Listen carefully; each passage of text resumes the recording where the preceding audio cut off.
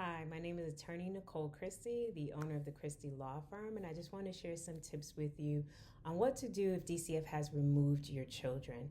It is one of the scariest things to have happen is to have the Department of Children and Families come in and take your children. Sometimes they can do it in the middle of the night. Sometimes they'll do it in the middle of the day. Sometimes they'll do it with police escort.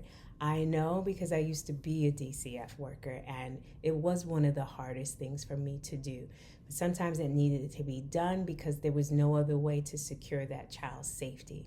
So if you do find yourself in that position and where DCF has removed your child, one of the first things you want to do is make sure you understand why the children have been removed. If they invite you to a considered removal hearing, attend that hearing, bring somebody that you know. You can bring any type of support and do a lot more listening than you do talking. Because in doing more listening, you'll be able to figure out exactly what you need to do to get the kids back. When you do a lot of talking and a lot of explaining, at times that can be used against you. The second thing that you want to do is figure out who are your relatives and friends that could act as a foster care placement for your children. It goes by a lot better if the kids are with people that you know, that they know, that can be a support. The key things you want to do is find people who have no history with DCF, people who have no criminal history, or at least no recent criminal history, and people who have no history of any type of sexual assault or sexual abuse, because they will be immediately ruled out. And they don't have to be people that are related to you by blood. It could be related to you by marriage, or even people that are just good friends, godmothers, godfathers, people in your church. Make sure you give those resources to DCF right away.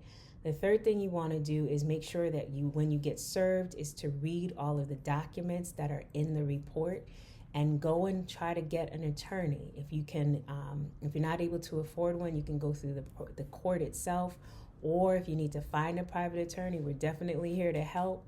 But try your best not to go in there all by yourself and handle this case all by yourself. It will be an uphill battle, but it is definitely doable to get your children back. Our law firms see this happen time and time again, where parents are able to successfully reunify with their kids. But it is going to be a process. But the more you know about why they're involved and what they're recommending for you to address whatever the issue is, the faster you can get your kids back. It is not a good thing for kids to just kind of be in limbo.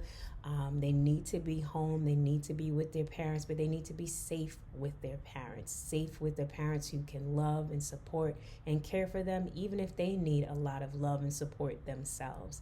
So if you ever find yourself again in a scenario where DCF has removed your children, make sure you ask a lot of questions, make sure you do a lot of listening, read everything that's been sent to you, put it in a folder, save it, laminate it if you have to, but save it. And also the last thing I would tell you is when you're looking at the court documents, look for the document that's called the specific steps. They always issue specific steps for each parent. As long as you've complied with those steps, you put yourself in a better position to get your children back. And again, as a former DCF worker, one of the things that I enjoyed doing was bringing kids back to their parents. And one of the hardest things I had to do was make a decision or make a recommendation that this child can't go back because the parent hasn't done enough to safeguard their child or be ready for reunification. It's doable. I tell you, don't give up on your children. Don't give up on yourself. You can get the support you need. We are definitely here to help.